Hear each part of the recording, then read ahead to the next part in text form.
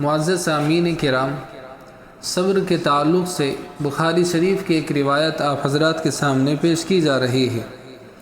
اس حدیث کے اندر پیارے نبی صلی اللہ علیہ وسلم نے ارشاد فرمایا کہ حدیث قدسی ہے کہ باری تعالیٰ فرماتے ہیں کہ میرے مومن بندے کے لیے اس چیز کا بدلہ جنت کے سوا کچھ نہیں ہے کہ جب میں اس کے کسی محبوب کی روح قبض کر لوں تو وہ اس کے اوپر صبر کرے۔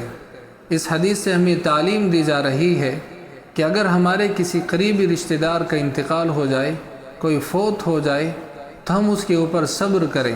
تو بہرحال دنیا کے اندر ہمارے اوپر کوئی بھی آزمائش آتی ہے یا بظاہر کوئی بھی مصیبت آتی ہے تو ہمارے پاس سب سے بہترین جو ہتھیار ہے وہ صبر کا ہتھیار ہے۔ ہم صبر کریں اور اللہ تعالیٰ سے اس کے بدلے بہتر اجر کی امید رکھیں۔ دعا کریں اللہ عمل کی توفیق عطا فرمائے۔